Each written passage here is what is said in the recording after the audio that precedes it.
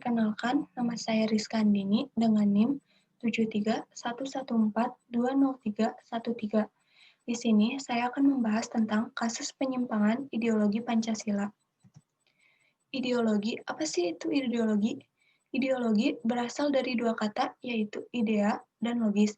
Idea berasal dari bahasa Inggris yang memiliki arti pemikiran atau gagasan, sedangkan logis atau logos berasal dari bahasa Yunani yang memiliki arti ilmu pengetahuan. Secara etimologis, ideologi memiliki arti ajaran tentang pengertian dasar atau ilmu tentang ide-ide. Ideologi adalah kumpulan ide-ide dasar yang bersifat sistematis sesuai arah tujuan yang ingin dicapai dalam kehidupan nasional suatu bangsa. Ideologi menurut Notonegoro, ideologi negara sebagai cita-cita negara atau cita-cita menjadi basis bagi suatu teori atau sistem kenegaraan dan bangsa yang bersangkutan yang pada hakikatnya merupakan asas kerohanian. Ideologi menurut Notonegoro ini memiliki ciri mempunyai derajat yang tertinggi sebagai nilai hidup kebangsaan dan kenegaraan, merupakan perwujudan suatu asas kerohanian atau pedoman hidup yang harus dilestarikan. Penyimpangan yang terjadi pada ideologi Pancasila. Hal ini terjadi karena pembelokan ide dasar dan penyesalan cita-cita bangsa. Contohnya, kasus korupsi pada bidang politik. Penyimpangan ini terjadi karena kurangnya rasa nasionalisme, kurangnya pengetahuan makna tentang ideologi, dan ideologi tidak dijadikan sebagai pedoman hidup. Contoh penyimpangan ideologi pada sila-sila Pancasila.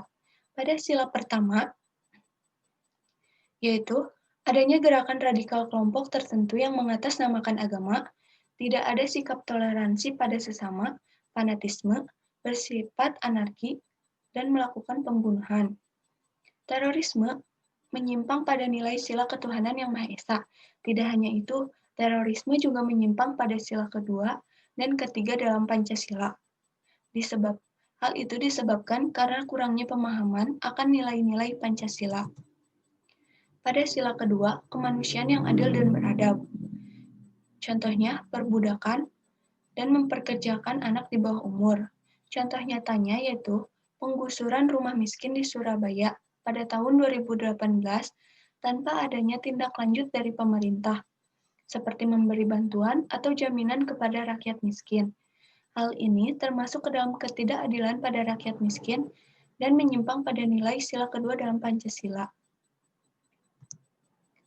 Pada sila ketiga, Persatuan Indonesia. Contohnya, tawuran antar pelajar, perang antar suku, dan banyaknya aliran sesat yang muncul. Contoh penyimpangan pada nilai sila ketiga ini, contohnya yaitu organisasi Papua Merdeka atau yang dikenal dengan OPM. Organisasi ini bertujuan untuk memisahkan Papua bagian barat dari wilayah NKRI. Pada sila keempat, kerakyatan yang dipimpin oleh hikmat kebijaksanaan dalam permusyawaratan perwakilan. Ketidakadilan hukum yang dilakukan oleh wakil rakyat.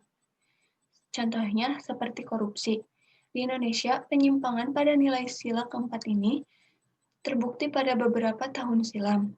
Hanya karena kasus mencuri kakao seharga Rp2.000 dan pencurian semangka, dua tersangka tersebut ditahan oleh polisi selama 2 bulan dan terancam dipenjara selama 5 tahun.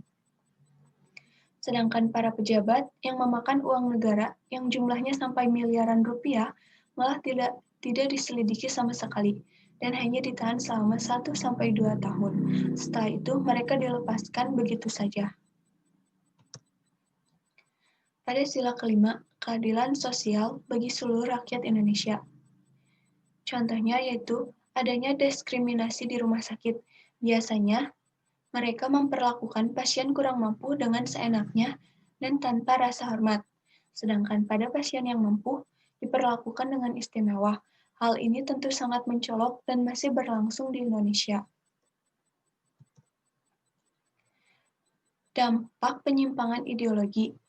Pemahaman nilai-nilai luhur pada Pancasila kini kian memudar, terkikis dari kehidupan masyarakat berbangsa, dan bernegara.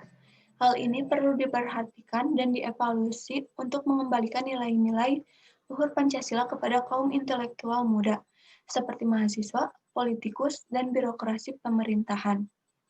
Namun, sayangnya dalam perjalanan Pancasila mengalami penyimpangan baik pada zaman Orde Lama, Orde Baru, bahkan sampai Orde Reformasi seperti saat ini. Hilangnya moral anak muda. Peran mahasiswa pada penyimpangan ideologi sangat diperlukan. Contohnya, mewariskan nilai-nilai ideal Pancasila kepada generasi muda, di antaranya nilai ketuhanan, nilai kemanusiaan, nilai persatuan, nilai demokrasi, dan nilai keadilan. Yang kedua, membekali diri dengan pendidikan yang berlandaskan pada Pancasila. Yang ketiga, memperkuat jati diri bangsa. Yang keempat, menguatkan nilai etik nasionalisme generasi muda. Dan yang terakhir, mengambil peran dalam pemerataan pendidikan dan ekonomi bangsa Indonesia. Sekian dari saya. Mohon maaf jika ada kekurangan.